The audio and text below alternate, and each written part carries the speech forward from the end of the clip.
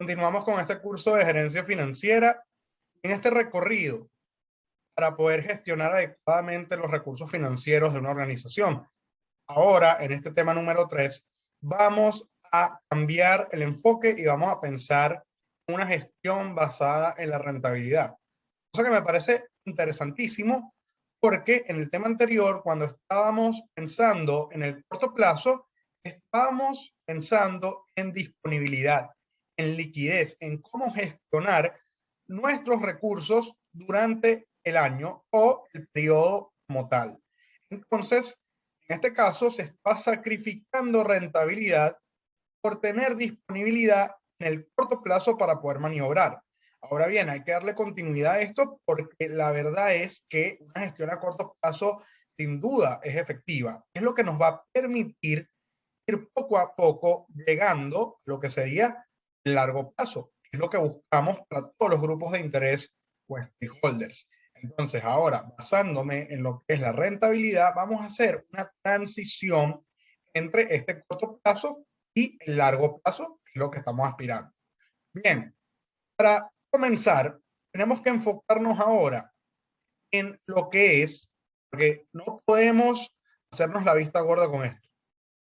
Hay que pensar en dónde estamos parados. Esta gráfica, de verdad, a mí me gusta muchísimo porque explica todo el proceso. Hay que entender lo que es el ciclo de vida de la empresa. También se puede ver desde el ciclo de vida del producto. Pero nosotros en este recorrido estuvimos abarcando esta primera parte. ¿Por qué? Porque es normal en el corto plazo o cuando una empresa está o un emprendimiento está comenzando sus operaciones, se está constituyendo, digamos, está formándose, es normal entender que va a recurrir a pérdidas. Es normal que esto va a implicar no todas sus utilidades se van a convertir en flujo de caja y que efectivamente va a tener un déficit. Ahora, esto no es malo siempre y cuando se haga una buena gestión del capital de trabajo. En una fase de arranque es normal que los dueños tengan que sacar dinero de su bolsillo, no tienen acceso al financiamiento, no tienen acceso a los grandes mercados, no tienen un nombre o un market share para poder definir, digamos, todo ese horizonte de posibilidades para obtener recursos, así poder invertirlos en sus operaciones y llegar a esta famosa utilidad neta. Este es un punto clave porque cuando pasamos a este punto y ya empezamos el sendero de crecimiento, podemos pensar en el largo plazo, podemos pensar en financiamiento, podemos empezar a ahorrar. Es normal que durante este sendero se queme capital, se utilicen recursos tecnológicos, humanos, financieros, y lo ideal es pasar por esta brecha que no es fácil para nada. Muchos emprendimientos o pequeños negocios no pasan de aquí. Este va a ser el punto de inflexión que justamente vamos a analizar en este tema y lo vamos a relacionar con la rentabilidad para poder entonces pensar en un periodo de expansión, consolidarse, estabilizarse en un periodo de maduración, y aquí es donde vamos a poder ver los resultados y cómo el flujo de caja cada vez se va a ser mucho más presente e inclusive va a poder generar unos excedentes importantes. Bien, ahora, ya pensando en este punto, hablemos de la estructura de costos. Inicialmente, ¿qué hicimos con la gestión del capital de trabajo? Pensamos, bueno, ¿cuál es el costo económico? Invertir a corto plazo. Pensamos en los costos de oportunidad. Pero esa gestión, como les había comentado en ese video, en ese momento, es algo muy por encima. Hay que comprender, sin duda alguna, la estructura de costos que tiene cualquier organización para poder empezar a pensar en la gestión óptima de su rentabilidad. Porque a pesar de que a primera instancia pareciera que no están relacionados, hay una relación latente e importante. Además, tenemos que aprovechar como gerentes financieros, tenemos que aprovechar los costos para aumentar nuestros márgenes de rentabilidad. Voy a hacer una clasificación general de estos costos. Recuerden que la diferencia entre costo y gasto radica en que los costos usualmente están asociados al producto, ¿de acuerdo? Y los gastos están asociados a lo que sería esos desembolsos complementarios. Cuando hablamos de costos, pensamos en fijos y variables. Por eso pongo aquí la imagen del ancla. Y aquí pongo una imagen de unas líneas que, bueno, pueden ir variando. Porque, a ver, los costos fijos, también se les llama indirectos, son aquellos que no dependen de la producción, pero son necesarios para que la operatividad de la empresa se mantenga. Se habla de lo que es una relación en función del tiempo y aspectos contractuales. Vamos a ver algunos ejemplos, porque aquí, independientemente de si generas 0 productos, si generas 2000 cantidades, tienes que pagar igual estos desembolsos. En cambio, los costos variables, como lo implica aquí, que son costos directos, sí dependen de la producción. Eso significa que a mayor volumen, a mayor nivel de operación, pues estos costos van a aumentar y deberían aumentar en la misma proporción. Se supone que si nosotros, como vimos en la gestión del capital de trabajo, adquirimos materia prima, la volvemos producto terminado y lo ponemos a la venta, entonces esas ventas generan ingresos y esos ingresos están atados a unos costos que suelen ser los variables. Entonces, el margen de maniobra aquí es ver cómo aumentar ese margen variable y poder aprovechar estos costos fijos. Esa es la idea general. La vamos a ampliar más adelante. Y aquí les dejo una frase que es muy sencilla, muy intuitiva, para poder hacer la identificación de los costos. Si hablamos de un costo fijo variable, me debo preguntar lo siguiente: si produzco más, hago más. La respuesta es sí, hablamos de un costo variable. Si la respuesta es no, hablamos de un costo fijo. Aquí les dejo algunos ejemplos bastante puntuales. Ejemplos de costos fijos son alquileres de cualquier inmueble, cualquier espacio, oficina, etcétera. Como ven, no importa cuánto se produzca, este alquiler se debe pagar en términos mensuales o lo que se llegue pues con el acreedor. Pago de nómina, si hablamos de tiempo determinado, como en la mayoría de los casos, que serían los empleados, bueno, depende, ¿no? Hay economías un poco más dinámicas. El caso venezolano es clave, donde este pago de nómina suele ser variable, precisamente porque como tenemos alta inflación, entonces se suele ajustar. Y bueno, eso también está atado a muchos beneficios laborales. Entonces, finanzas es así. Ya se los he demostrado. No es literalmente lo que sale en los libros. Hay casos y depende de las condiciones y el contexto donde a veces los costos fijos terminan siendo variables o los costos variables terminan siendo fijos. Otros ejemplos acá: servicios públicos, todo lo que tiene que ver con internet, limpieza, agua, electricidad, para, digamos, poner tu espacio en buenas condiciones para trabajar.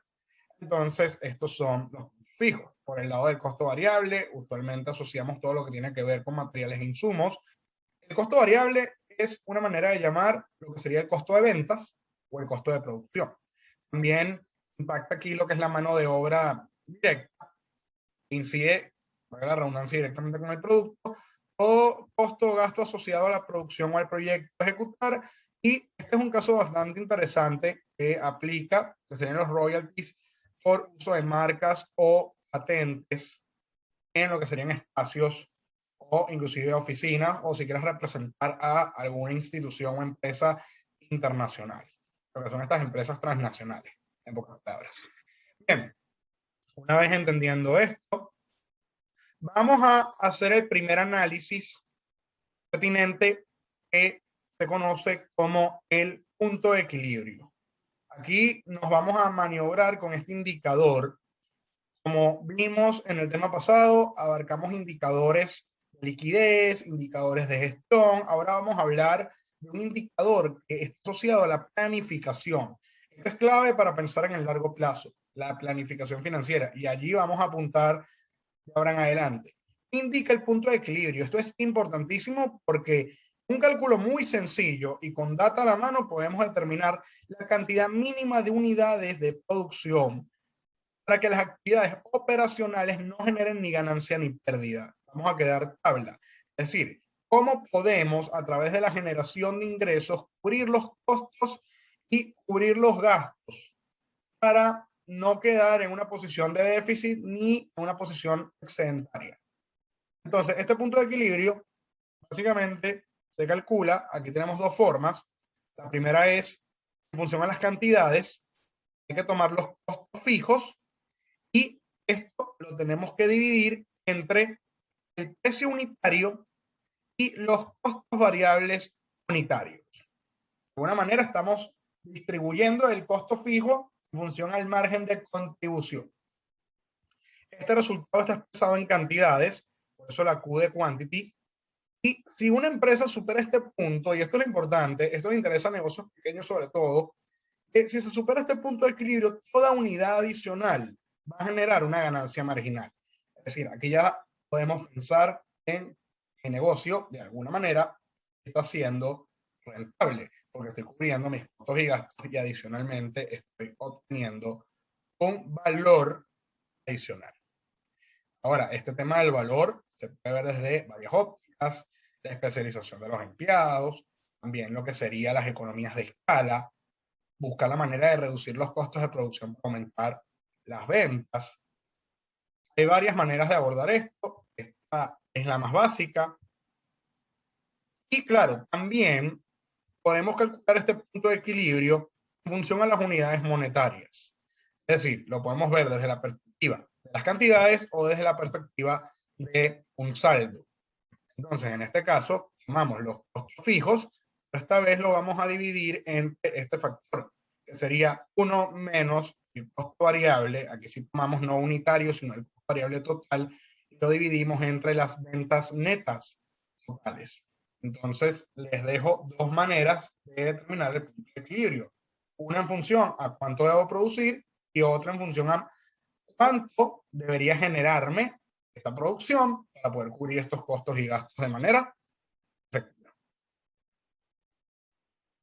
¿Cuáles son las ventajas del punto de equilibrio y por qué es tan importante a la hora de tomar decisiones?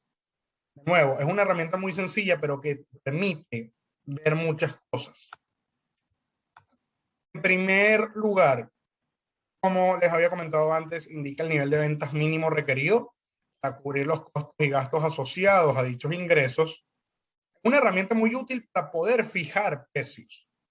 Recuerden que si el precio de alguna manera lo determina el mercado y yo tengo una estructura de costos de una manera planificada, yo puedo fijar un precio base para poder, de nuevo, cubrir mis costos, un excedente, y en función a eso presentárselo al mercado, a lo que sería mis potenciales consumidores, y que el mercado decida si realmente están dispuestos a pagar esa cantidad. El punto de equilibrio, de nuevo, es una base. También ayuda a optimizar el proceso de producción para no generar, como les digo, un stock excedentario, niveles de inventario quizás no pueda rotar o vender.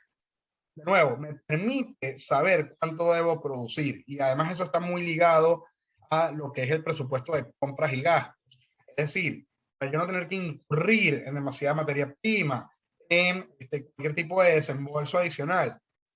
Con esta planificación me permite, de alguna manera, producir lo justo y necesario para poder cumplir con las expectativas de mis consumidores y cumplir con mi planificación financiera.